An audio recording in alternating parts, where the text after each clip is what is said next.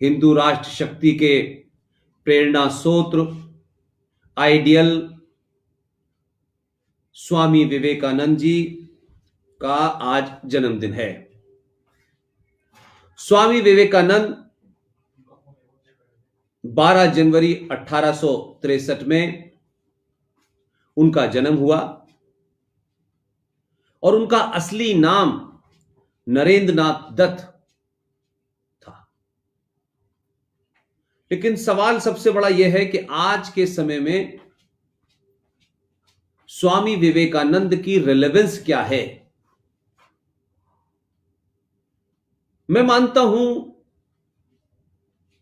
कि शायद अगर हम 1863 से लेकर के 1902 यानी वो कुल मिलाकर के 39 साल तक जिए और 30 साल की उम्र में जब विश्व धर्म महासभा शिकागो में हो रही थी तब वो भारत का प्रतिनिधित्व, नुमाइंदगी, रिप्रेजेंटेशन करने के लिए गए।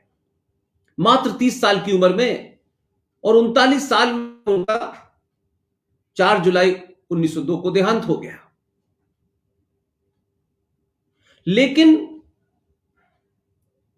हम स्वामी विवेकानंद का जन्मदिन 1863 से लेकर 1947 तक खासतौर से एक रस्मी अंदाज में मनाते थे और ऐसा लगता था कि देश की राजनीतिक सत्ता और उनकी आइडियोलॉजी, उनकी विचारधारा ने एक दुनिया के इतने बड़े महापुरुष को संकीर्ण मानसिकता के चलते, जो न किसी पार्टी के थे न किसी विचारधारा के थे, कई कारणों से उनका जो असली रूप था, जो विश्वव्यापी रूप था, जिस फिलॉसफी को उन्होंने 1893 में विश्व धर्म महासभा में भारतीय और अगर हम कहें कि सनातन धर्म का जो प्रतिनिधित्व किया,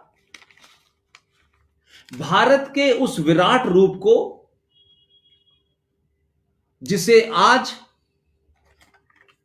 भी हमारे देश के बहुत सारे लोग, करोड़ों लोग, कई सारी राजनीतिक दल अपनी संकीर्ण मानसिकता और पॉलिटिकल एजेंडे के कारण भारतवर्ष के इस महान योद्धा को, महान फिलोसोफर को, दार्शनिक को सही पर्सपेक्टिव में आज के युवाओं के सामने कभी नहीं रखा।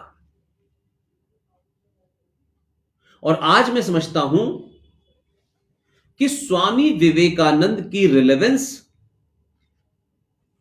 सबसे ज्यादा है और शायद इसको अगर यूं भी समझा जाए कि हम तथाकथित तौर पर अंग्रेजों द्वारा सौंपी हुई सत्ता को अंग्रेजों के रहमो करम पर पाने वाले लोगों ने इस सत्ता का दुरुपयोग अपने आप को, अपने परिवार को, अपने रिश्तेदारों को और अपनी काली करतूतों को छुपाने, दबाने के लिए किया। मैं ये मानता हूं कि स्वामी विवेकानंद उस वक्त, सोचिए 1893 में, जब आजादी की लड़ाई बहुत दूर दूर तक भी नहीं थी, यानी 1893 में जब वो शिकागो गए हैं, आप सोचिए कि 1885 में ये भारतीय राष्ट्रीय कांग्रेस की नींव पड़ी। उसे एक अंग्रेज ने डाला। तो उस वक्त का समय अगर आप कालखंड देखें, तब एक महापुरुष भारत के उस विशाल संस्कृति, आस्था, परंपराओं, सरोकारों से, आदर्शों से दुनिया को रूबरू कराता है। और जिस देश में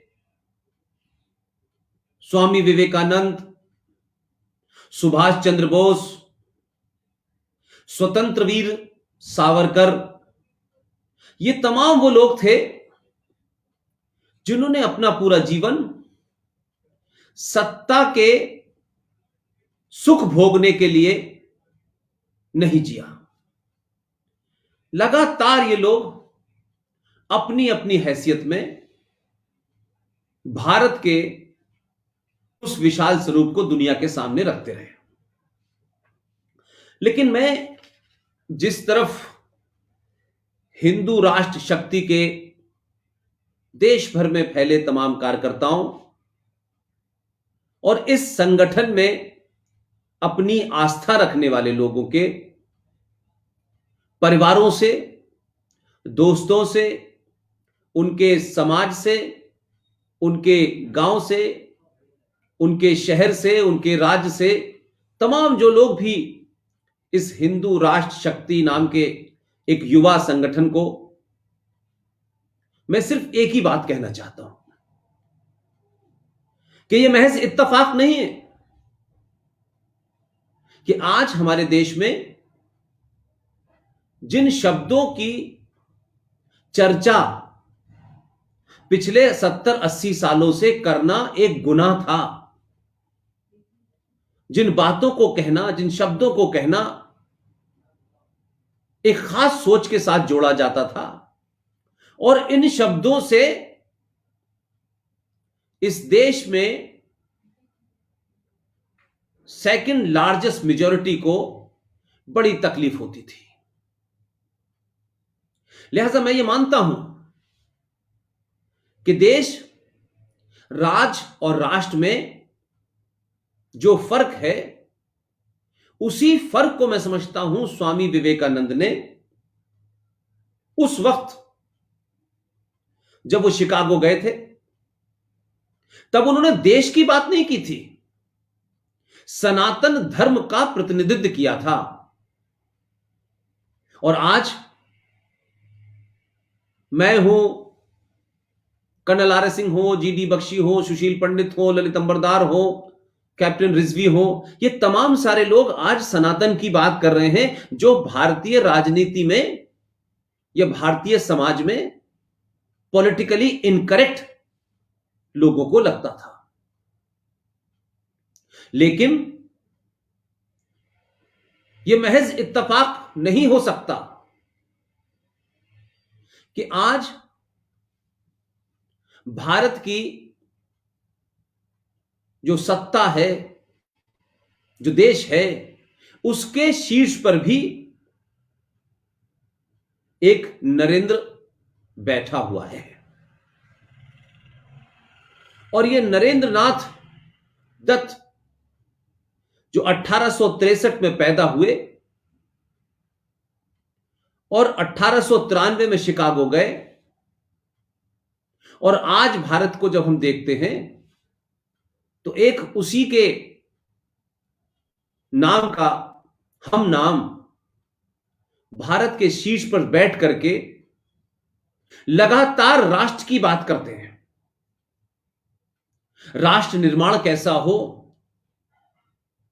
राष्ट्र को बचाने, राष्ट्र की आस्थाओं को, सरोकारों को बचाने का जिम्मा किसका हो। मैं लगातार अपनी स्पीचेस में यही बात पे बल दे रहा हूं कि हमारे यहां राजनीति तो बहुत हुई,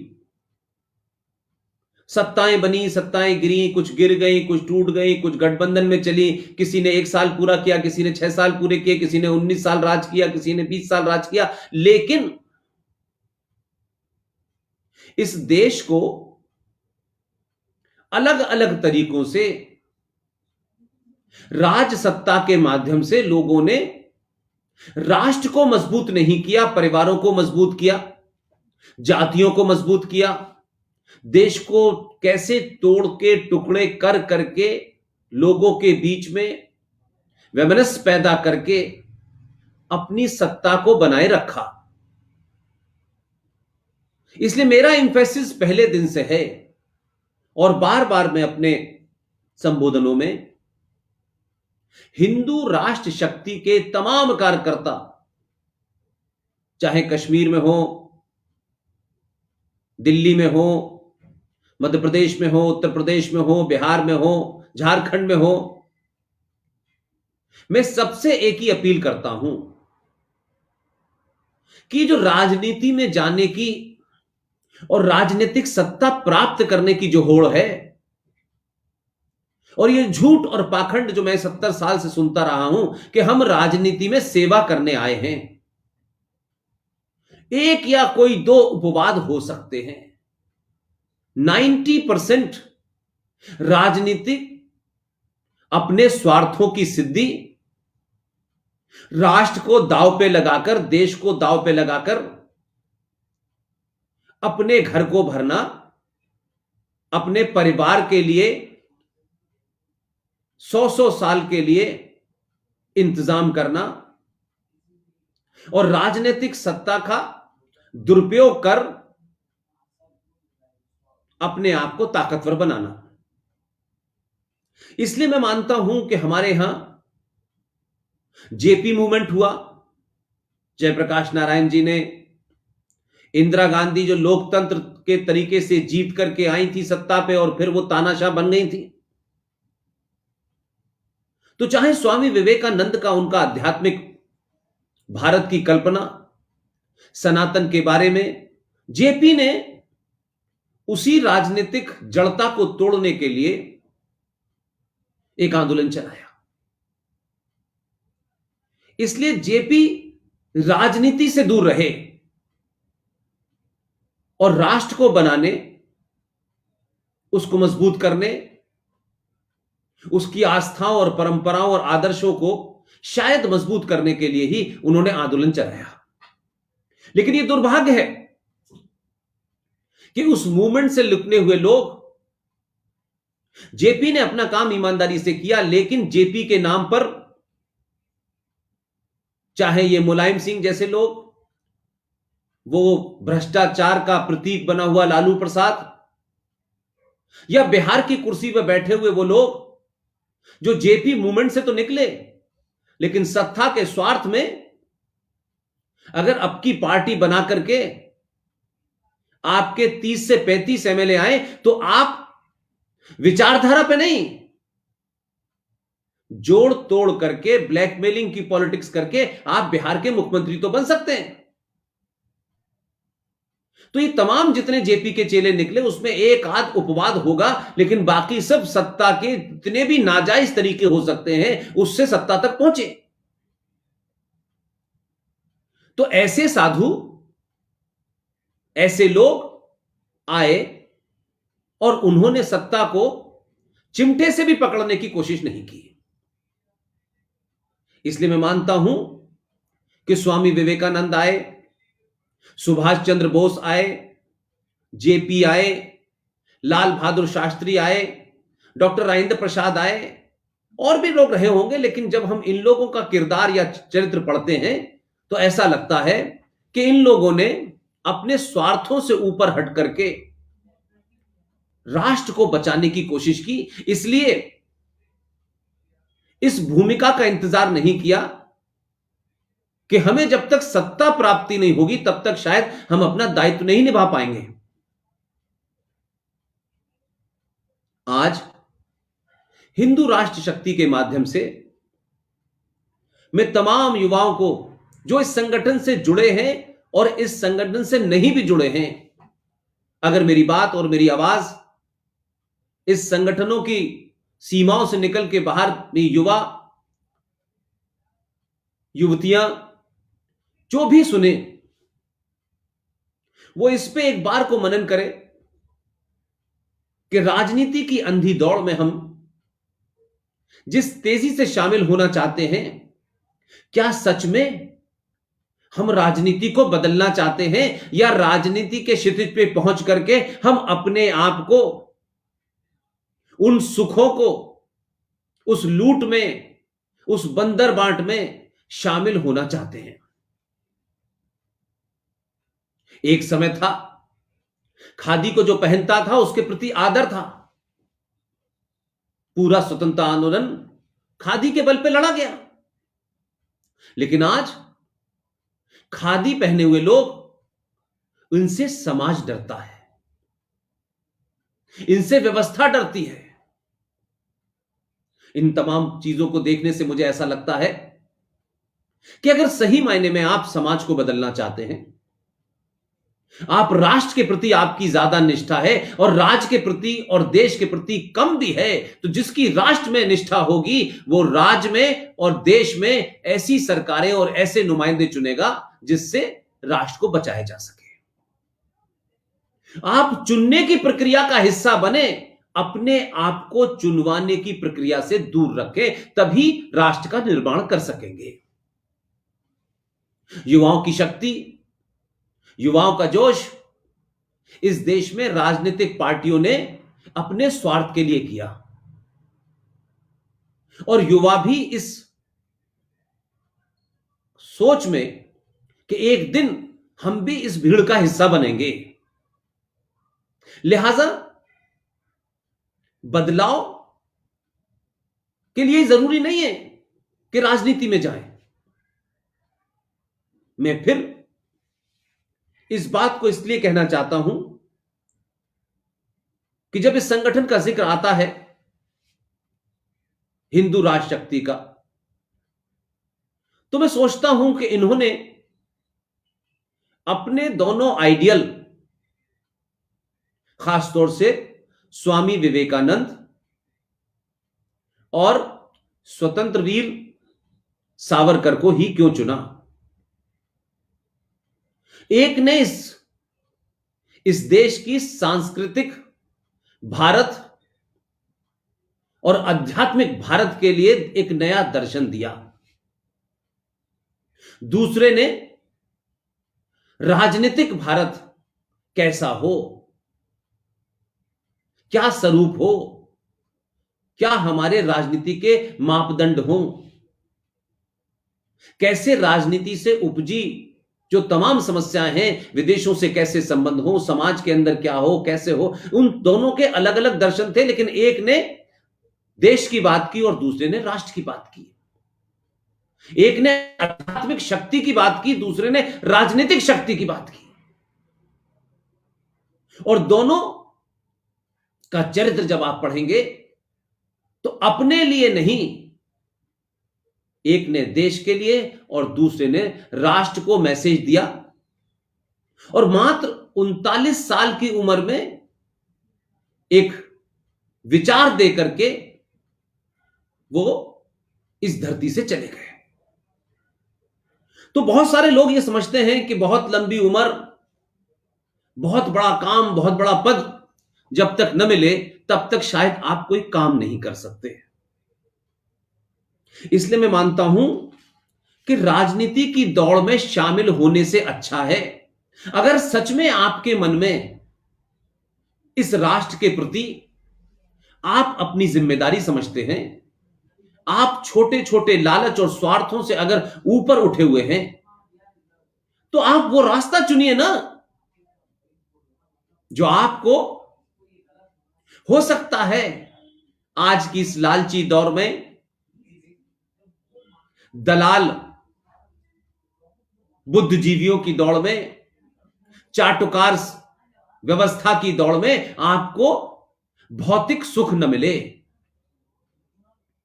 बड़ी बड़ी गाड़ियां, बड़े बड़े मकान, बड़े बड़े फार्म हाउस न मिले आपको। लेकिन मनुष्य दो चीजों के लिए जीता है, एक होता है भारी सुख और एक होता है आंतरिक शांति। रास्ता आपको तय करना है कि आज पूरी दुनिया उस ओर लौट रही है जहां से उसे लगता था कि सब कुछ भौतिक सुख है, अध्यात्म कुछ होता ही नहीं है। तो मुझे लगता है कि भारत आज अपनी उस जड़ों की तरफ उसने चलना शुरू कर दिया है, जहां पूरी दुनिया आपके ज्ञान को नतमस्तक होकर स्वीकार करती थी, जहां हजारों हजारों किलोमीटर दूर से लोग कैसे कैसे चल के नालंदा में पहुंचते थे, जो कि दुनिया की सबसे पुरानी विश्वविद्यालय था। आज के बच्चों को, आज के भारतीय युवाओं को, क्योंकि हमने अपने परिवारों में अपने बच्चों को, अपनी बेटियों को एक ऐसी दौड़ में शामिल कर दिया है कि हमें लगता है कि 100 में से 100 नंबर आना, बहुत बड़ी नौकरी पा लेना, सीओ की तैयारी करना, आईएएस की तैयारी करना, सारा का सारा उसका चरित्र मार्कशीट ओरिएंटेड बना दिया है। हर इंसान में, हर बच्चे में कुछ ना कुछ टैलेंट होता है। इसलिए जहां तक मेरा एक्सपीरियंस है कि भारत के अंदर चाहे ब्यूरोक्रेसी हो या दूसरे क्षेत्र हो, डॉक्टर्स हो, इंजीनियर्स हो, कंप्यूटर एक्सपर्ट्स हो, आईटी एक्सपर्ट्स हो, पत्रकार हो और तमाम सारी चीजें हो, मैं ये मानता हूं कि जब आप अपनी जो टैलेंट है आपके अंदर, जो ख्वाहिश है आपकी, जो आप चाहते हैं, जो आपका मन है, जो आपके मन मस्तिष्क के अंदर बिना किसी किताब के, बिना किसी मार्कशीट के भी कुछ करने की जो लालसा होती है, जो कुछ नया कर दिखाने की जो आपके अंदर जज्बा होता है, वो मार्कशीट से नहीं पैदा होता, वो क्लासरूम से नहीं पैदा होता, वो समाज के अंदर उठने बैठने के बाद पैदा होता है। लेकिन हमने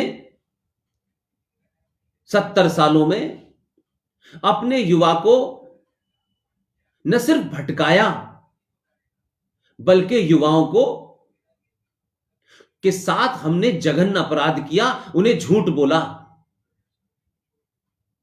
अपने इतिहास के बारे में उन्हें झूठ पढ़ाया, अपने सरोकारों, अपनी संस्कृति के प्रति नफरत करना, घृणा करना सिखाया। क्योंकि पूरा देश राजनीतिक स्वार्थ से ग्रस्त हो गया। बड़े बड़े इतिहासकार, बड़े बड़े साहित्यकार, जो आचार्य चाणक्य, विष्णुगुप्त की परंपरा की बातें करते हैं, उन चाटुकारों ने इस देश के युवाओं को, आने वाली पीढ़ियों को झूठा इतिहास भी पढ़ाया, झूठे नारे गढ़े, नैरेटिव बनाए। वो लोग आए, अपने स्वार्थ के साथ आए, चले गए, लेकिन उन्होंने आने दर पीढ़ी लोगों को मानसिक रूप पे, जो अंग्रेजों की गुलामी करते करते आईसीएस में रहने वाले लोगों के मकानों में चले गए, उन आईएएस लोगों ने भी, उन विश्वविद्यालयों में पढ़ाने वाले उस्ताद और टीचर ने भी अपने स्वार्थ के लिए, सत्ता के साथ जुड़े रहने के लिए पूरे के पूरे शिक्षा व्यवस्था को गुलाम पैदा करने, क्लर्क पैदा करने से ज्यादा नहीं बनाया।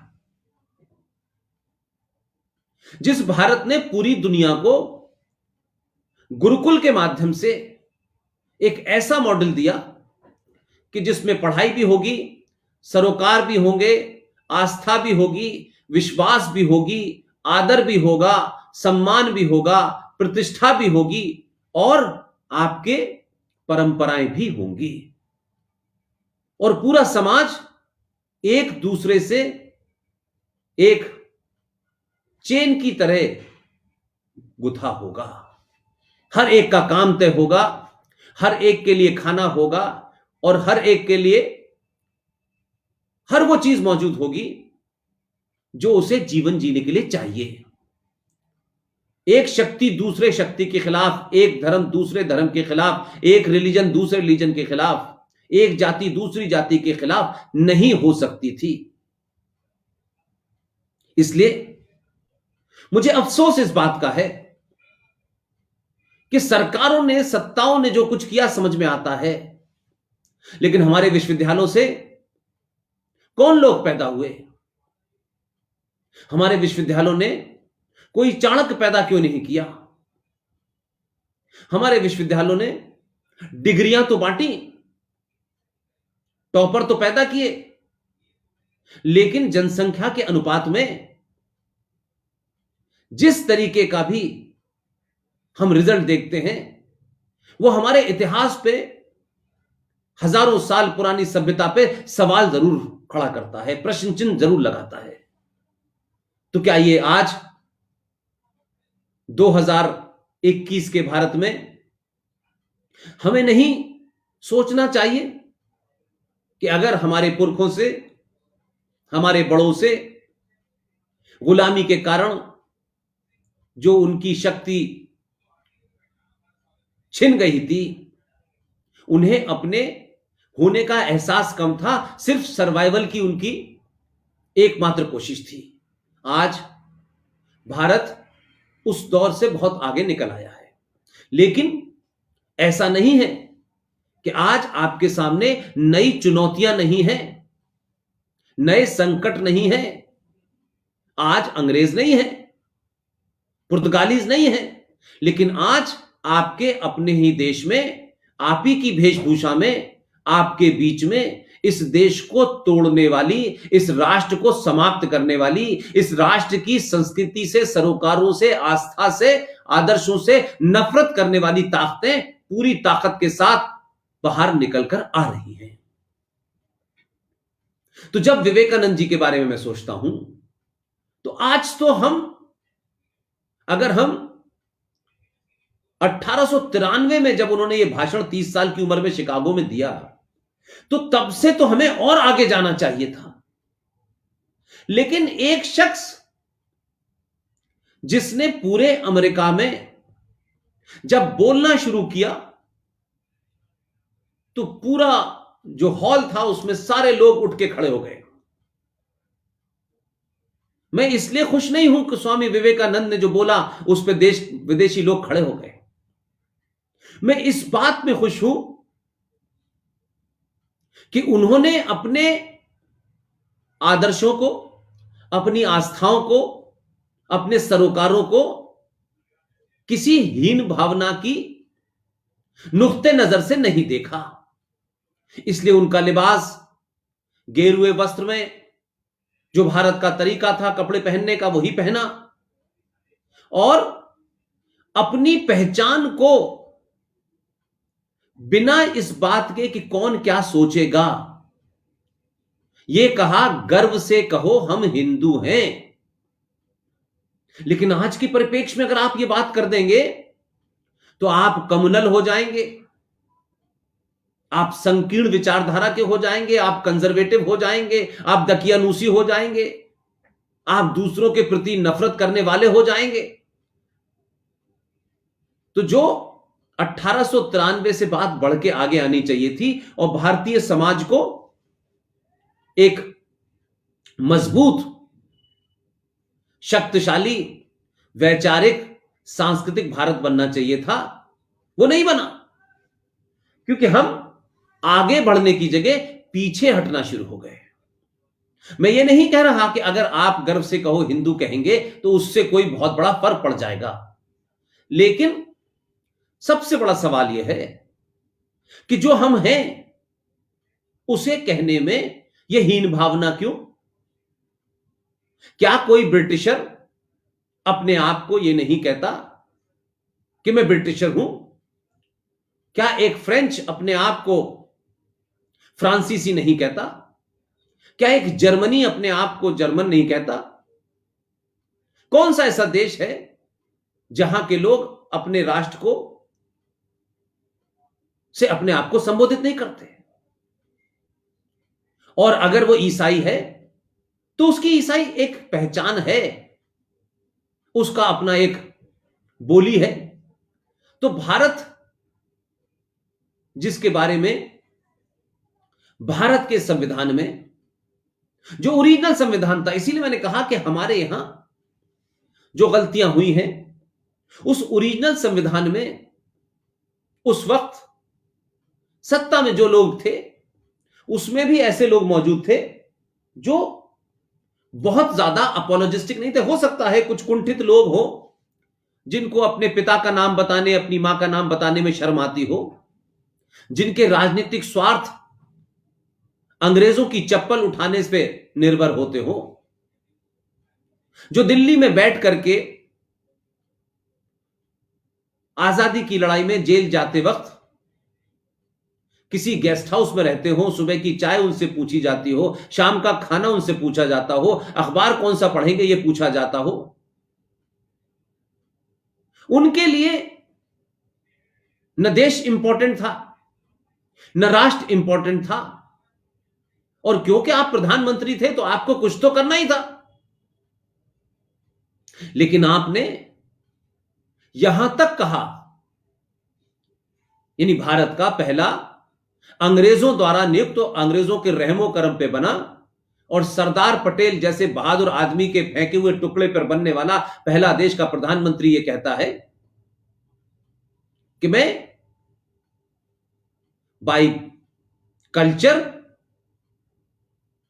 I am an English man, और जीवन जीने की पद्धति के हिसाब से मैं देखूं तो I am a Muslim, and by accident I am a Hindu. इसलिए मैंने कहा कि हमारे यहां राजनीतिक भूख ने, अगर यह भी कल कोई कह दे कि आप राजनीतिक सत्ता प्राप्त कर सकते हैं, अपने बाप का नाम और अपनी मां का नाम बदल दीजिए, तो कई लोग ऐसे हैं जो अपनी मां को और अपने बाप को भी गाली दे सकते हैं। इसलिए पूरा का पूरा हमारा सेटअप बिगड़ गया।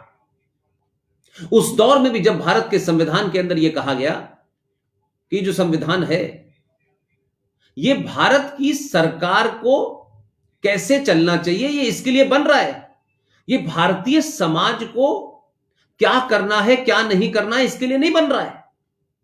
यह संविधान भारत की सरकारों के लिए है, भारत की व्यवस्था के लिए है। पुलिस की ड्यूटी क्या होगी, संसद की ड्यूटी क्या होगी, न्यायपालिका की भूमिका क्या होगी, एग्जीक्यूटिव की भूमिका क्या होगी, ये भारतीय समाज की आस्थाएं, उनकी परंपराओं, उनके सरोकारों को तय नहीं करेगा कि इस देश में कैसे सेकुलर समाज को रहना है। ये इसलिए नहीं बनना था। इसलिए जिस वक्त भारत के संविधान में उन 22 चित्रों का जिक्र मैं नहीं इसलिए करना चाहता हूं, उस वक्त तो कोई ऐसा दल या ऐसी कोई ग्रुप नहीं था जिसे आज के परिप्रेक्ष्य में यह कहें कि अगर आज संविधान में उन 22 चित्रों का जिक्र करें तो आज तो हाहाकार मच जाएगा। 25 से 30 करोड़ रेडीमेड जिहादी और कुछ वामपंथ और नक्सलवाद पे इस देश को तोड़ने वाली ताकतें और कुछ परिवारों के चाटुकार इस देश में बवाल खड़ा कर देंगे।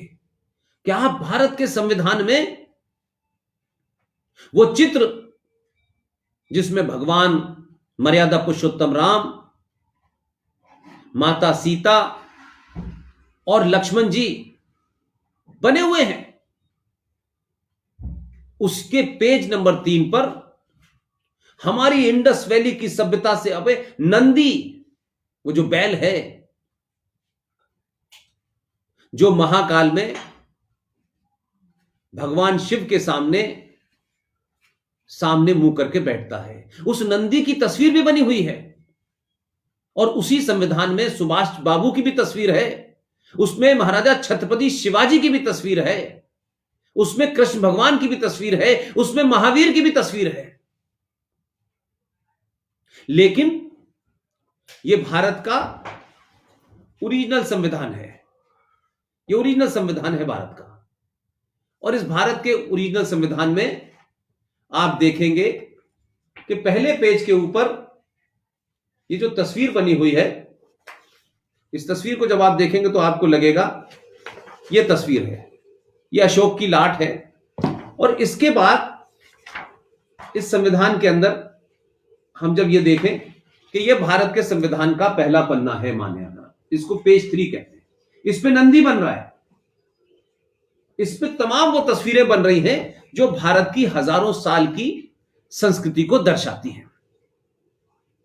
लेकिन हमारा देश,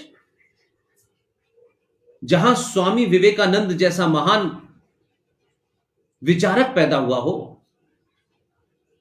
इतनी कम उम्र में उसने भारतीय संस्कृति की व्याख्या को चंद शब्दों में कर दिया हो, जहां सुभाष चंद्र बाबू जैसा योद्धा मौजूद हुआ हो, जो भारत की आजादी के लिए भारत से निकल करके, क्योंकि यहां दिल्ली में जो लोग भारत की आजादी के लड़ रहे थे उसमें ज्यादातर चाटुकार थे अंग्रेजों के,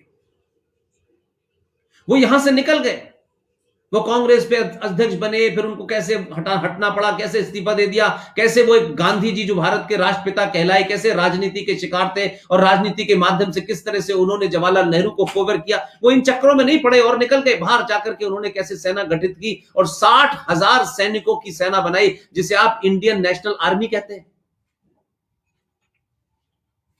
और उसमें से 26,000 लोग, 26,000 सैनिक आजाद हिंद फौज के अंग्रेजों से लड़ते हुए मारे गए।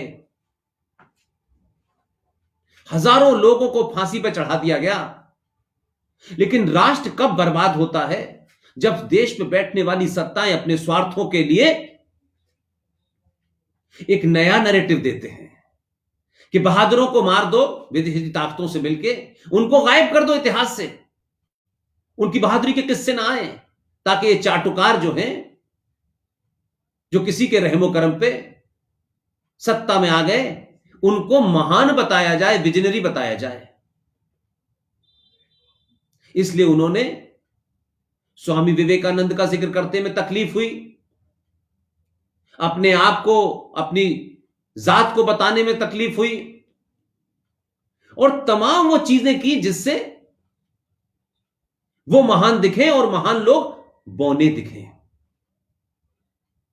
इसलिए मैं जब जब इन विषयों पर बोलता हूं तो मेरे मन में एक ही सवाल आता है। हजारों हिंदू संगठन हैं, हजारों लोग इस देश के लिए अलग अलग तरीके से कंट्रीब्यूट कर रहे हैं, जिसकी जितनी अकल है, जिसकी जितनी सोच है, जिसकी जितनी विजन है। मैं ये तो नहीं कहता कि फला की विजन अच्छी है और खराब है। अब आपके पास जितनी अकल है उतने ही आप काम करेंगे, मेरे पास जितनी अकल है मैं उतनी ही बात कहूंगा। और अकल ऐसी चीज नहीं है जो बाजार में बिकती हो तो जो ले आएगा उसके पास ज्यादा होगी। लेकिन उसके बावजूद भी क्या कभी स्वामी विवेकानंद की तस्वीरें हमने अपने कार्यालयों में लटका तो रखी हैं, लेकिन क्या स्वामी विवेकानंद बनकर के बिना लाग लपेट के कि आपकी बात से कौन नाराज होगा और कौन नाराज नहीं होगा, आपने कहा नहीं, हम सुभाष का जिक्र करेंगे लेकिन सुभाष बनने की कतई कोशिश नहीं करेंगे। हम सावरकर का जिक्र करेंगे लेकिन सावरकर बनने की कोशिश नहीं करेंगे। इसलिए इस देश में नेहरू बनना बहुत आसान है, सावरकर बनना, सुभाष बनना, विवेकानंद बनना बहुत मुश्किल काम है, क्योंकि ये आपको सत्ता के सुख भोगने के लिए प्रेरित नहीं करते, देश की व्यवस्था में आपको भागीदार बनाने के लिए प्रेरित नहीं करते। ये अपने आप को हजारों हजारों साल पुरानी परंपरा को बचाने के लिए होम करने की, उसमें अपने आप को झोंक देने की प्रेरणा देते हैं। और जब राजनीति स्वार्थों से चलती हो, नफे नुकसान से चलती हो, तो फिर आप किसी भी दौर में देश के युवाओं को प्रेरित नहीं कर सकते। उन युवाओं को अपनी पार्टी पॉलिटिक्स का हिस्सा बना करके, मार करके, मरवा करके सत्ता के शीर्ष पर पहुंच सकते हैं, लेकिन भारत का भविष्य जो आने आने वाली पीढ़ियों के हाथों में होगा, उनको तैयार नहीं करते। मैंने पहले ही कहा, इसलिए आज कौन सी पार्टी है, कौन सी विचारधारा है, कौन सा संगठन है, यह महत्व नहीं है। मैं अपनी बातचीत में, चाहे वो हिंदू राष्ट्र शक्ति हो या और दूसरे जितने भी संगठन मुझे बुलाते हैं, आज हिंदू राष्ट्र शक्ति ने बुलाया है, मैं उनका धन्यवाद करना चाहता हूं, उनकी टीम का धन्यवाद करना चाहता हूं। मैं समय समय पर जो भी मुझे इनवाइट करता है, मैं जाता हूं। मैं किसी संगठन से नहीं बंधा, क्योंकि संगठनों से बंधना कभी कभी आपकी तर्क शक्ति को कमजोर कर देता है। लिहाजा मेरा फोकस सिर्फ इसी बात पर है कि अगर राष्ट्र मजबूत होगा तो अपने आप सत्ता पे कौन बैठेगा, किसको बिठाएं, वो सही चुनाव करेगा। अगर राष्ट्र कमजोर होगा, राष्ट्र में रहने वाले लोगों की आस्थाएं कमजोर होंगी, उनमें लालच का भाव होगा, उनके स्वार्थ ऊपर होंगे, न उनमें किसी संस्कृति का बोध होगा, न अपने इतिहास के प्रति उनमें सम्मान होगा, न उनके थॉट में वो पुरुषार्थ होगा, तो वो भी दीनहीन टाइप की सरकारें चुनेंगे और अपने स्वार्थों पे चुनेंगे कि कौन पार्टी है जो बिजली का बिल माफ कर देगी तो हम उसे वोट दे देंगे, कौन हमें 2 रुपए किलो चावल दे देगा तो कौन हम अपनी आस्थाओं को बदल लेंगे। तो जब समाज कमजोर होता है तो राष्ट्र कमजोर होता है, और जब राष्ट्र कमजोर होता है तो फिर आप सरकारें भी ऐसे ही चुनते हैं। और जब सरकारें आप कमजोर चुनते हैं तो वो राज सत्ता आपका इस्तेमाल करती है और अपने स्वार्थों को पूरा करती है। तो 70 सालों के बाद जो थोड़ा बहुत आपको बदलाव नजर आता है, वो शायद इसलिए आता है कि आप एक लंबे समय के बाद पहले आपने अपने आप को, अपने होने को एहसास किया। हम हैं कौन?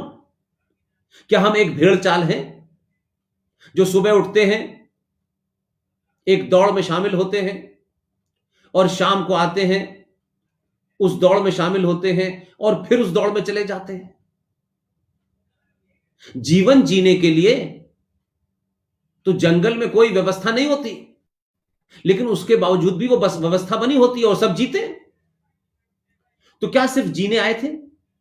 क्या आपके पैदा होने, मेरे पैदा होने का सिर्फ एकमात्र लक्ष्य है कि ऐन कैन प्रकरण से, किसी भी तरीके से सिर्फ अपने स्वार्थों की पूर्ति करना ही जीवन का लक्ष्य है? अपना पेट भरना, चाहे दूसरे के लिए दूसरे से छीनना पड़े, यही लक्ष्य है? तो मुझे लगता है कि देश की बातें बहुत हुई, देश टूटा, ये देश समाज चुप रहा। इस भारत राष्ट्र की आध्यात्मिक शक्ति को बहुत लोगों से चुनौतियां मिली, लेकिन आज पूरा दुनिया, पूरा विश्व 1400 साल पहले टेंट में पैदा हुआ एक जाहिलों का, लुटेरों का, बलात्कारियों का एक झुंड, एक सोच, जिसने पूरी दुनिया को, उस मानवता को, उस इंसानियत को समाप्त करने की कसम खा रखी है। इसलिए हम सच को सच नहीं कहेंगे तो बीमारी ठीक नहीं होगी। हमारे यहां माओवाद पल रहा है, नक्सलवाद पल रहा है, ये कौन से राष्ट्र की कल्पना का हिस्सा है? सरकारों द्वारा किए हुए कामों को आदिवासियों के इलाकों में बिजली न लगने दो, स्कूलों को न चलने दो, स्कूल में पढ़ाने वाले लोगों को मार दो, सड़कों को खोद दो, तो वो आदिवासी आदिवासी रहें और उनकी अज्ञानता का पूरा फायदा उठा करके देश के खिलाफ उन्हें भड़का करके खड़ा कर दो। ये हमारे देश में वामपंथ, नक्सलवाद और माओवाद है। और अपनी इस तथाकथित खूनी विचारधारा को छोटे छोटे बच्चों को गुमराह करके, मूर्ख बना करके, किताबी बातें करके, और किताब लिखने वाले भी वही चोर हैं और पढ़ने वाले भी चोर हैं। इसलिए सच बात मत बताओ, क्योंकि सच पता चल जाएगा तो ये जो हमारा खूनी खेल है ये बंद हो जाएगा। झूठी किताबों का वास्ता दो, आंकड़ों का वास्ता दो, तो यह सिलसिला हमारे यहां चल रहा है। और आज पूरा विश्व उस इस्लामिक और पुरानिक आतंकवाद से ग्रस्त है। आज फ्रांस में क्या हो रहा है, जर्मन में क्या हो रहा है, इंग्लैंड में क्या हो रहा है, नीदरलैंड में क्या हो रहा है, ऑस्ट्रेलिया में क्या हो रहा है, न्यूजीलैंड में क्या हो रहा है, श्रीलंका में क्या हो रहा है, सब जगह लोग कत्लो गारत के नाम पर अपने मजहब का सहारा लेकर के दुनिया को डराना चाहते हैं, धमकाना चाहते हैं। और यह इसलिए हुआ कि भारत में सनातनियों ने अपने हजारों साल की परंपरा, आस्थाओं के चलते, सरोकारों के चलते अपने अंदर बदलाव नहीं किया।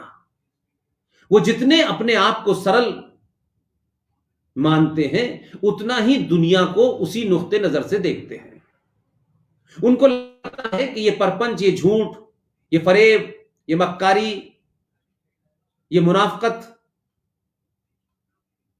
उनको आता नहीं था, इसलिए उन्हीं का सबसे ज्यादा दुनिया ने उन्हीं को शिकार बनाया।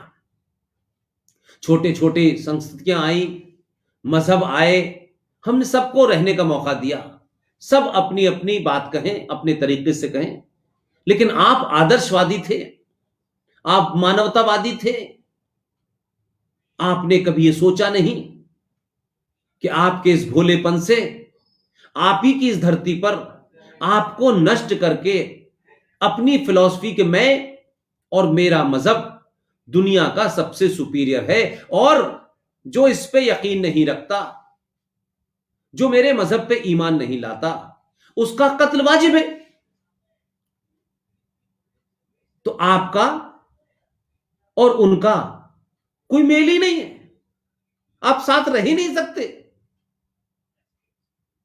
लेकिन यह कोशिश भी भारत ने लंबे समय से की, इसलिए यहां लुटेरे आए, लूटा, मंदिरों को तोड़ा, यहां की संस्कृति को नष्ट किया। और आज अफसोस यह है कि उन लुटेरों के नाजायज औलादें, उन लुटेरों को अपना बाप दादा मानने वाले इस देश की गली गली, मोहल्ले मोहल्ले में आपको संस्कृति समझा रहे हैं, सनातन समझा रहे हैं, इंसानियत समझा रहे हैं। जो तलवार के जोर पर चले और अपने पैगंबर के खानदान को जिन्होंने मारा, अपने पैगंबर के दामाद को मारा और पूरे उनके खानदानों को शाम की गलियों पे नेजों के ऊपर उनके सर काट करके घुमाया गया, उनकी औरतों को, उनकी महिलाओं को बेपर्दा करके सड़कों पे घुमाया, वो आज हमें, भारत को सभ्यता बता रहे हैं, जिनके यहां किसी बात पर डिबेट नहीं हो सकती, किसी बात पर डिबेट नहीं हो सकती। वो उन लोगों के साथ कि जिनके यहां शास्त्रार्थ का एक व्यवस्था थी। राजा कोई बात कहे और उसकी बात को अगर किसी ने चैलेंज कर दिया है तो शास्त्रार्थ होगा। वो कितने निम्न वर्ग का है, वो कितना कमजोर है, वो कितना दीनहीन है, यह महत्व नहीं था। अगर उसके शास्त्र में तर्कों के ऊपर, अगर उस कसौटी पे वो खड़ा है तो राजा को भी उसके सामने नतमस्तक होना पड़ेगा, बात उसकी माननी पड़ेगी। लेकिन आज आप बात करिए, गला काट देंगे। आप पूरी दुनिया में भिखारियों की तरीके से पहुंच जाते हैं। 57 देश हैं, तब भी आप पहुंच जाते हैं। और आप वहां नहीं जाते जहां इस्लाम का कानून चलता है। आप उन इस्लामिक मुल्कों से भाग करके आते हैं और कहते हैं, और जहां की सभ्यता आपसे मेल नहीं खाती, आप वहां जाते हैं दीनहीन बन के, और फिर उस देश के अंदर वो गंदगी करते हैं जो आप इस्लामिक देशों में भी नहीं कर पाते। और फिर चाहे फ्रांस के अंदर किसी टीचर का गला काट दे, चाहे एक बड़े पत्रकार डेनियल पर की गर्दन काट दे, चाहे कमलेश तिवारी की गर्दन काटे, चाहे आप अंकित सक्सेना और अंकित शर्मा को मारें, चाहे आप राहुल राजपूत को मारें, चाहे आप हरियाणा के अंदर अंकिता को मार दें, और इस देश में लगातार यह सिलसिला चल रहा है।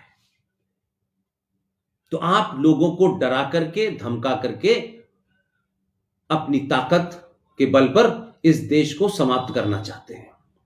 इसीलिए मैंने सोच समझ करके जब यह सिलसिला शुरू किया, तो मुझे लगा कि सत्ता की दौड़ में शामिल होना, किसी तरीके से ऐन कैन प्रकरण से टिकट मिल जाए, टिकट खरीदनी पड़े तो खरीद लें, लेकिन सत्ता तक पहुंचे तो मैं बार बार यह नहीं समझ पाता कि आप जब टिकट खरीद करके टिकट में चुनाव लड़के जाते हैं तो फिर करेंगे क्या आप वहां जाकर के? क्या सत्ता का मतलब यह है कि समाज कल्याण के लिए चलने वाली योजनाओं को ऐसे पुल बनवाएं जो 6 महीने बाद टूट जाएं, ऐसी रेलें चलवाएं जो पटरी से उतर जाएं, इस देश के लोगों को मिला हुआ दूध पिलाएं, खाने में जहर मिला दें, पानी जहरीला कर दें?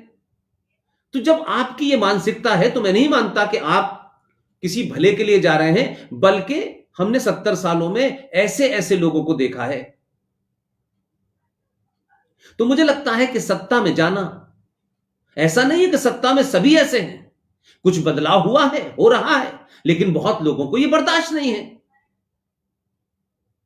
हर वर्ग ने सत्ता के सुख के लिए सब कुछ दांव पे लगा दिया, घर बार प्रोफेशन सब लगा दिया, और शायद थोड़ा सा बदलाव हुआ है, इसलिए देश में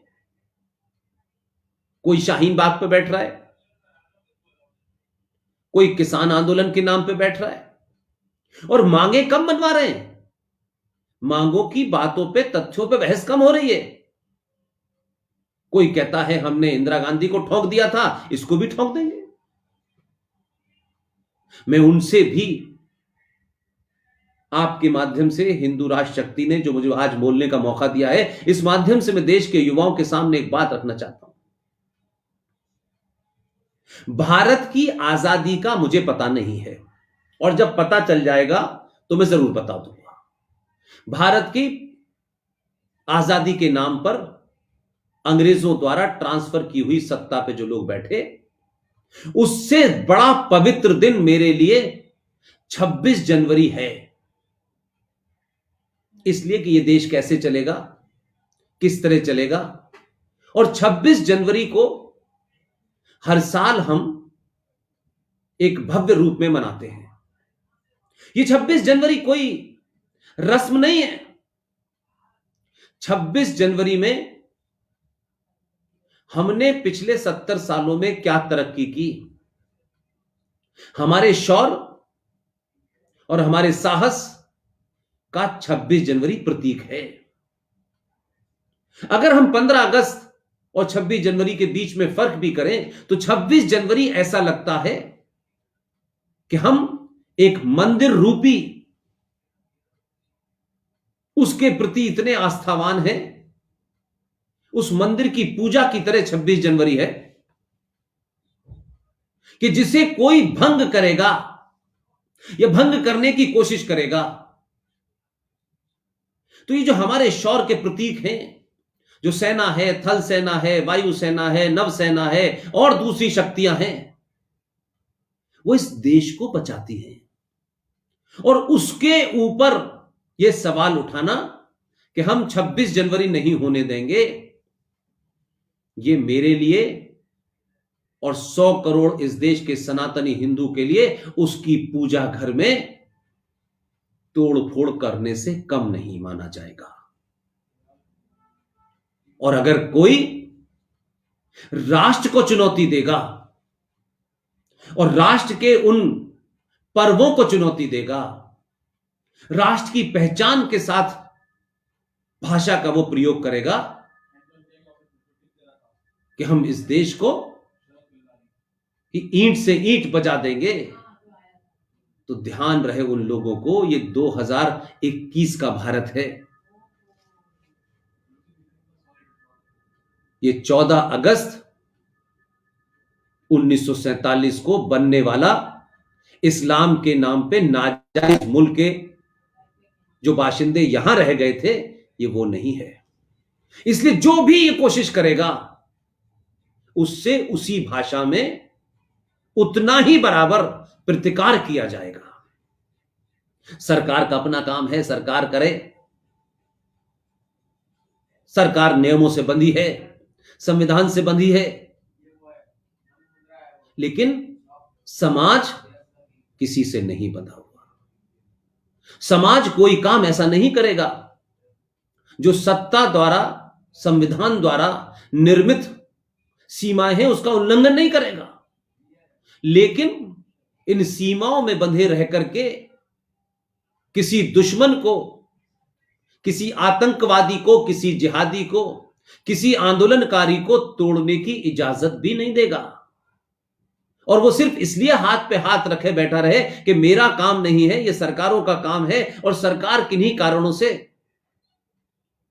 अगर उस पर कोई चुप्पी साध रही है, अगर सरकारें किन्हीं कारणों से उसका कोई रास्ता निकाल रही है, और रास्ता निकालने में आप अगर इसे बंगलौर बनाने की कोशिश करेंगे, अगर आप इसे दिल्ली बनाने की कोशिश करेंगे, तो ध्यान रखिएगा इस देश का एक एक सनातनी आपका प्रतिकार करेगा। और करना चाहिए युवाओं को।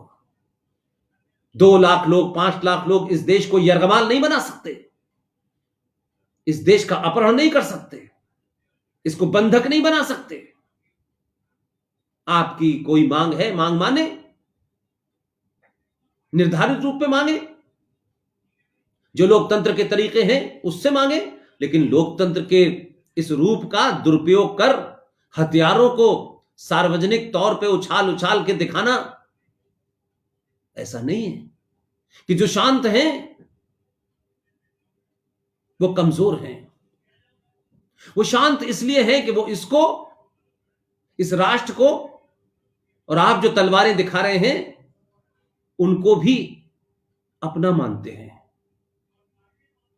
लेकिन राष्ट्रवादियों के पुरुषार्थ को बार बार ललकारना ठीक नहीं है।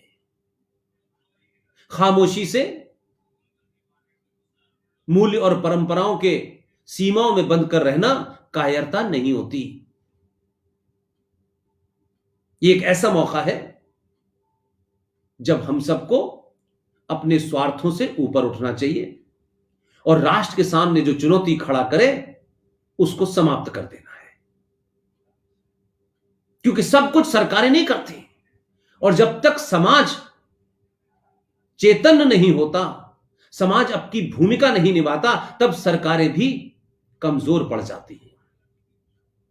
तो आपने जिन्हें सत्ता में बिठाया है उन्हें संविधान ने कुछ हद तक कमजोर किया होगा।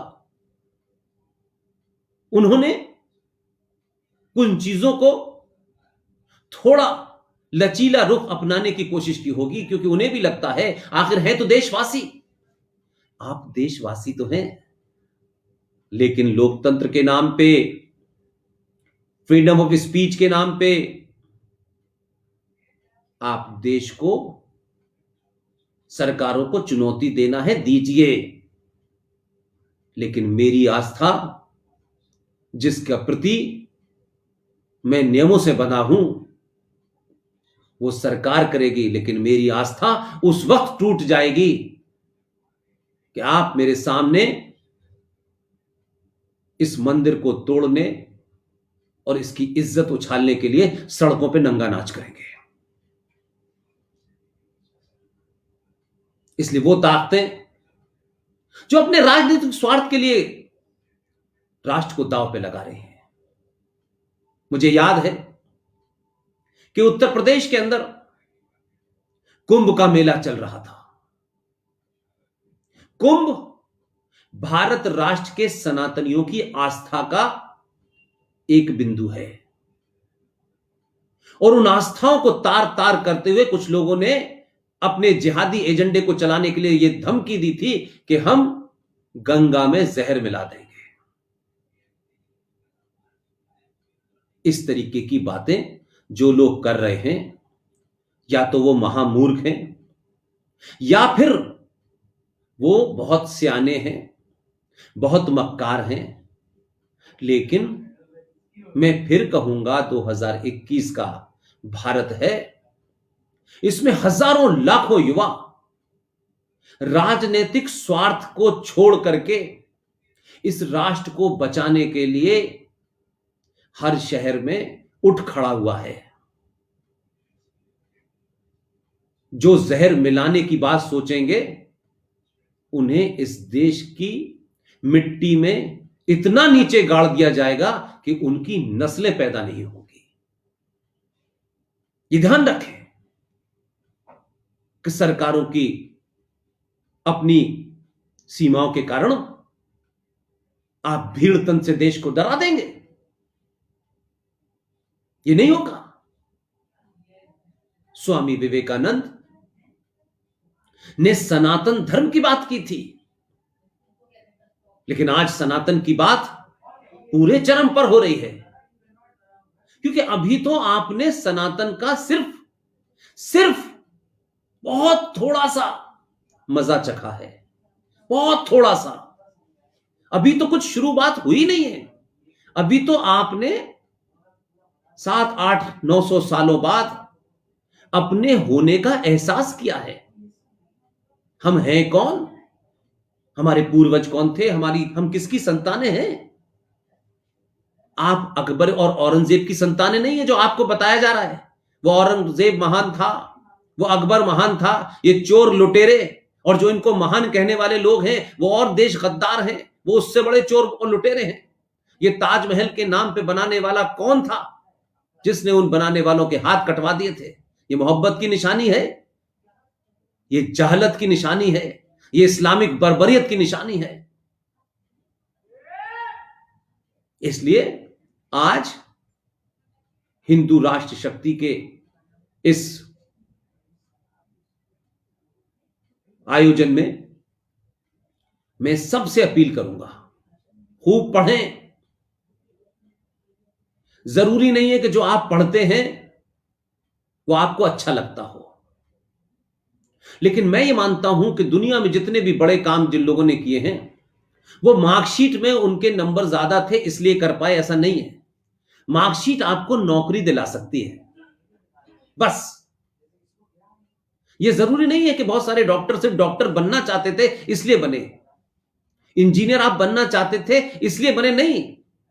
जरूरी नहीं कि वो आपकी ख्वाहिश हो, इसलिए कि आपको लगा कि ये नौकरी दिला सकती है, इसमें वैकेंसी ज्यादा है। डॉक्टर के पेशे में डॉक्टर बन जाऊंगा, अगर नौकरी नहीं मिली तो कुछ छोटा सा क्लिनिक खोल लूंगा।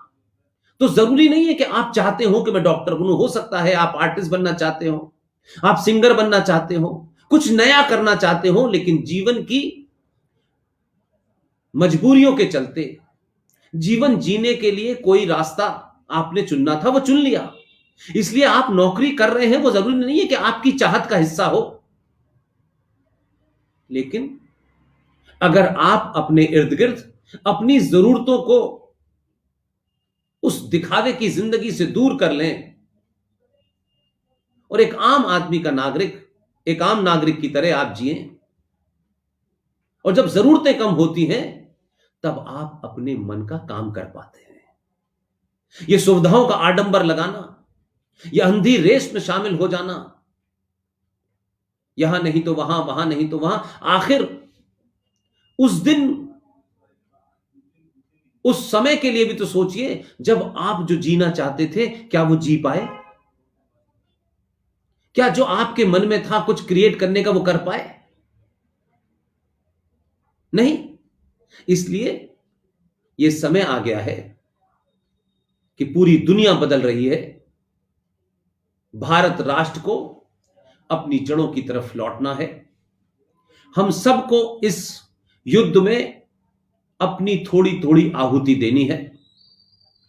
इसलिए मैं फिर वही बात कहूंगा कि अगर आप लिख सकते हैं तो लिखिए, बोल सकते हैं तो बोलिए, चिल्ला सकते हैं तो चिल्लाइए। और अगर आपको लगता है कि मैं ये तीनों काम करने में असमर्थ हूं किन्हीं कारणों से, तो जो इस देश में सब कुछ दांव पे लगाकर चिल्ला रहे हैं, उनकी ताकत बनिए, उनके साथ खड़े हो जाइए। आप जो भी, चाहे वो जनरल जीडी बख्शी हो, आरएसएन सिंह साहब हो, ललित अंबरदार हो, सुशील पंडित हो, अंकुर शर्मा हो, कैप्टन सिकंदर रिजवी हो, जो भी लोग हैं, नीरज अत्री साहब हो, तुफैल चतुर्वेदी साहब हो, आपको ये तमाम सारे लोग कितनी कितनी किताबें पढ़ने के बाद, ताकि आपको छोटे तरीके से ज्ञान देने की कोशिश करते हैं, आपको समझाने की कोशिश करते हैं, ताकि आपको वो मेहनत न करनी पड़े जो हम सब कर रहे हैं।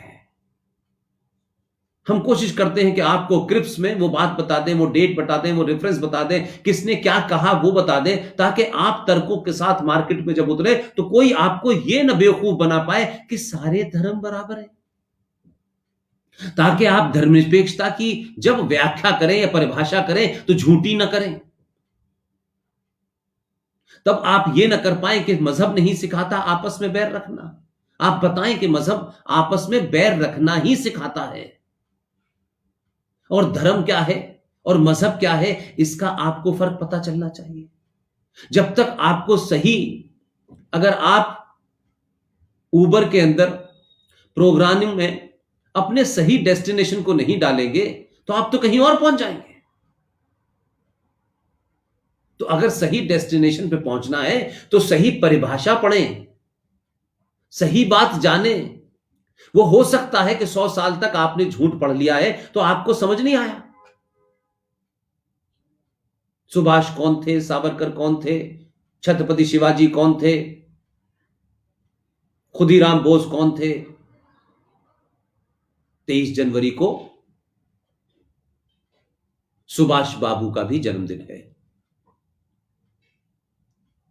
मैं आज पहली बार, इस बार 23 जनवरी को, सुभाष बाबू जहां कटक में पैदा हुए थे, मैं वहां जा रहा हूं। और इसलिए नहीं जा रहा, बल्कि इसलिए जा रहा हूं कि उस राज्य में जहां सुभाष बाबू पैदा हुए, जहां 17 साल तक वो पढ़े, वहां उनका कोई नामो निशान नहीं है। क्योंकि उन राज्यों में सत्ताएं उस पार्टी की थी जिन्होंने सुभाष की हत्या का या गायब होने का षड्यंत्र रचा, जिन्होंने सुभाष के परिवार पर 1958 तक जासूसी कराई, जिन्होंने सुभाष बाबू द्वारा आईएनए के जो खजाना था उसे अपने निजी बैंक में ट्रांसफर करा लिया। मैं वहां इसलिए जा रहा हूं और अपील करूंगा कि सरकारें जो भी हों, सरकारों का अपना काम है, लेकिन जो राष्ट्र पुरुष हैं उनके ऊपर राजनीति से प्रेरित होकर काम नहीं होगा। और ऐसा जो करेगा उन्हें इस देश के लोग सत्ता से उखाड़ फेंकेंगे। ये देश 800-900 साल के बाद पहली बार जागा है और अभी नींद से सिर्फ उठा है, चलना शुरू नहीं किया है। तब पूरी दुनिया आपकी तरफ देखने लगी। पूरी दुनिया आपकी तरफ देख रही है कि आप ही इस्लामिक आतंकवाद का खात्मा कर सकते हैं। 21वीं सदी भारत की होगी। पूरी दुनिया आपकी तरफ इसलिए नहीं देख रही है कि 1947 में एक अजीबो गरीब किस्म का एक आदमी क्रिएट किया गया, झूठी किताबें लिखी गई, झूठे किस्से लिखे गए और चारों तरफ से बना करके उनको खड़ा कर दिया गया ताकि भारत के जनमानस को एक दीनहीन टाइप की मानसिकता का साबित किया जाए, ताकि यह ना साबित किया जाए कि इस इंडियन नेशनल आर्मी के 26,000 सैनिक बने और यहां गाना गा दिया गया कि दे दी हमें आजादी बिना खड़क बिना ताल। आज भी आजाद हिंद फौज के 5 वो साथी जीवित हैं जिनमें से 2 से मैं मिल चुका हूं।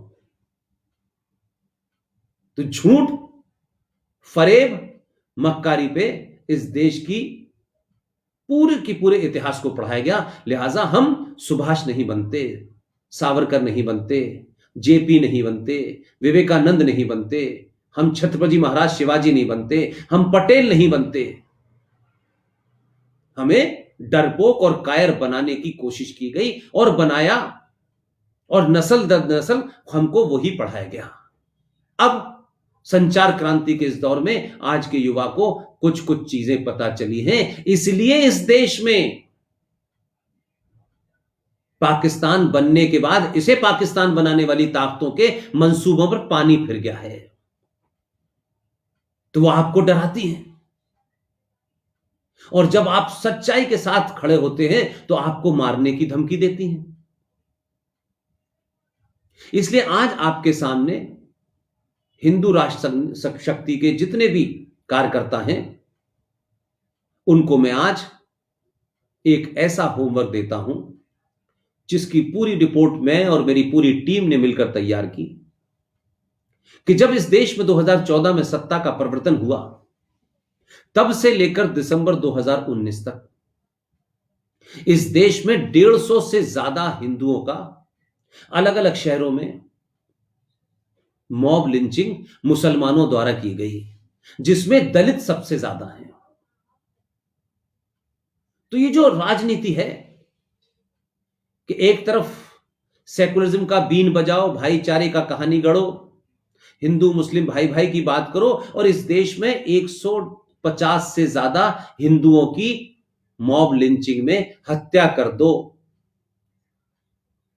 और अलग अलग जगह करो, गांव में कर दो, कहीं कस्बे में मार दो, वो खबर न बने।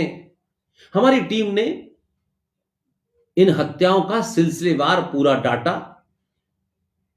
नाम, पिता का नाम, शहर का नाम, कब मारा, किस थाने में रिपोर्ट है, उसको तैयार किया है।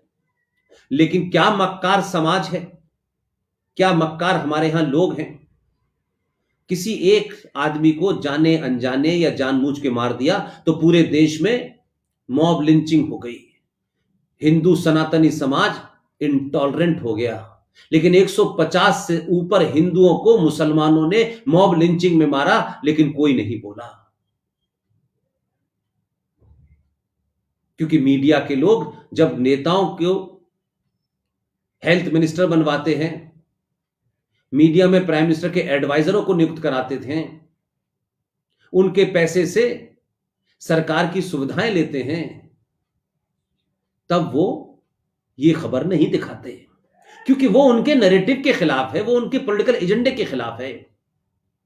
तो किसी छोटी घटना को कैसे बड़ा किया जाए, इसलिए इन खबरों को ना आए, और कहीं कोई दूर दराज कोई घटना हो जाए उसको बहुत बड़ा करके दिखाया जाए। इस पूरा डाटा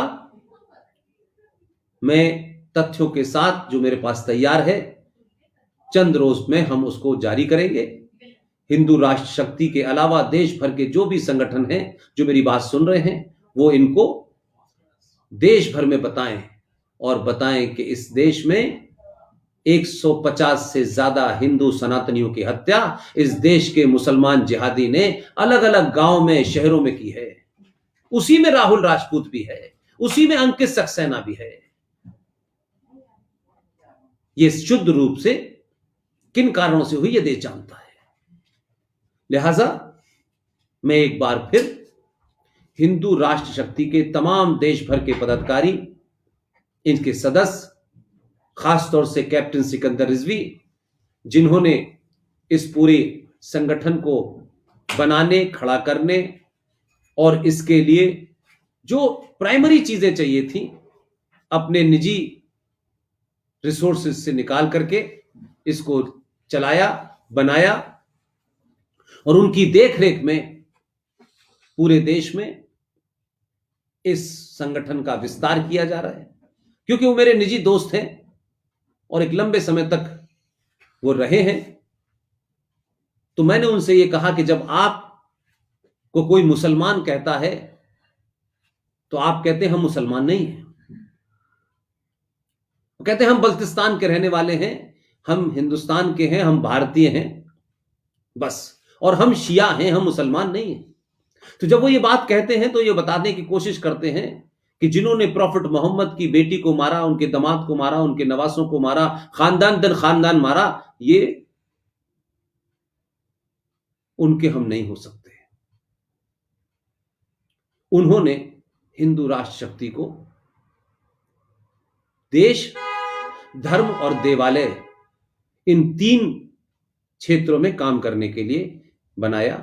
उनके साथ में मृत्युंजय सिंह और तमाम उनके साथी युवा हैं, जोशीले हैं, देश भर में घूम रहे हैं, और उन सब ने यह प्रण लिया है, यह शपथ ली है कि हम पूरे देश में किसी भी जगह कहीं भी कोई ऐसा कार्य,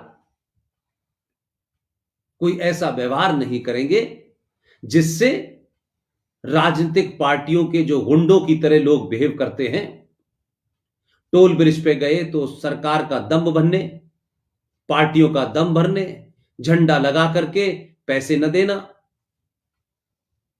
पुलिस वालों को धमकाना, इन तमाम चीजों में हिंदू राष्ट्र शक्ति का कोई भी सदस्य नहीं शामिल होगा। ये शपथ के साथ ही ये लोग उनको सदस्यता दे रहे हैं।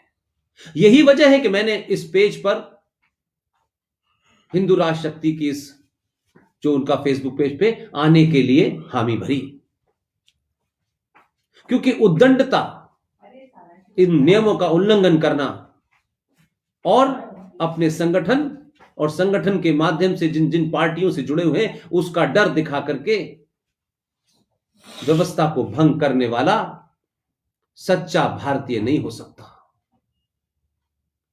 इसलिए किसी ऐसे काम में जो इस देश में संविधान विरोधी हो, कानून विरोधी हो, इस संगठन का कोई आदमी, मुझे पूरी उम्मीद है कि कोई नहीं पाया जाएगा, और जो लोग इस संगठन को चला रहे हैं उनके पीछे ऐसी ताकतें हैं जो कहीं भी शामिल नहीं है। लिहाजा मेरा कहना है कि आप तमाम सारे लोग इस बात का ध्यान रखें और अपने व्यवहार पर हमेशा इस तरफ सोचें कि हमसे कोई ऐसी चूक ना हो जाए जिससे हमारे पूरे संगठन को और इस संगठन में जो लोग भी पीछे हैं आपके, उनका नाम खराब हो। और आप एक मिसाल पेश करें, आप दुनिया को बताएं कि राजनीति का मुकाम हासिल करने के लिए संगठन खड़े तो होते हैं, लेकिन संगठन गिरोह में तब्दील ना हो जाएं। अपराधी इन संगठनों में घुस करके अपने अपराध को न बचाएं। और अलग अलग विचारधारा के लोग हैं, जो जिस विचारधारा में काम कर रहा है उसे करने दें। ऐसा ना हो कि इस संगठन में कुछ ऐसे लोग खामोशी से आ जाएं जो इस संगठन की पवित्रता को भंग कर दें। इसके देखने की जिम्मेदारी आपके जो संस्थापक हैं उनकी है, अध्यक्ष हैं उनकी है, और जितने भी पदाधिकारी हैं सबको अपने आप को एक ऐसा बनाना है कि आपको पूरा देश देखे और ये माने कि इस आपाधापी में, इस सत्ता की दौड़ में ऐसे भी लोग हैं, युवा हैं, जो सिर्फ राष्ट्र के बारे में सोचते हैं, यहां की संस्कृति के बारे में सोचते हैं, आस्थाओं और सरोकारों के बारे में सोचते हैं। इसलिए आपका एक ही मंत्र है, देश का जो राष्ट्रीय धर्मशास्त्र है गीता, जिसे हमारे देश का राष्ट्रीय ग्रंथ घोषित किया जा चुका है, उसे घर घर पहुंचाना है। गीता का ज्ञान इतना देना है कि जब अगली पीढ़ी के लोग सत्ता में जाएं तो वो गीता के हिसाब से देश चलाएं। आपने मुझे बुलाया, बोलने का मौका दिया। 12 जनवरी स्वामी विवेकानंद का जन्मदिन, आपको मुबारक हो, पूरे देश को मुबारक हो। और जिस बहादुरी के साथ जब विवेकानंद जी ने कहा गर्व से कहो हिंदू हैं, तो वो इस बात के लिए नहीं थे कि दूसरे लोगों पे गर्व नहीं है, हिंदू सनातन संस्कृति के प्रति उनकी आस्था। तो आज 2021 के भारत में गर्व से कहिए हम सनातनी हिंदू हैं। और जो सनातनी हिंदू होगा वो कोई काम देश विरोधी राष्ट्र विरोधी नहीं करेगा। और जो राष्ट्र विरोधी काम करेगा, देश विरोधी काम करेगा, वो ना हिंदू है ना सनातनी है।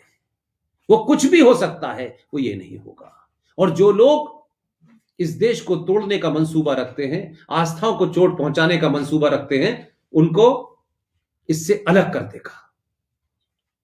आपने मुझे बुलाया और ये लगातार कोशिश जारी रहनी चाहिए कि आप अलग अलग देश में विद्वान लोग हैं, मुझसे बहुत बेहतर लोग हैं, अच्छा बोलने वाले हैं, अच्छा ज्ञान रखने वाले हैं, उनको बुलाएं और ऐसे ही युवाओं को प्रेरित करते रहें।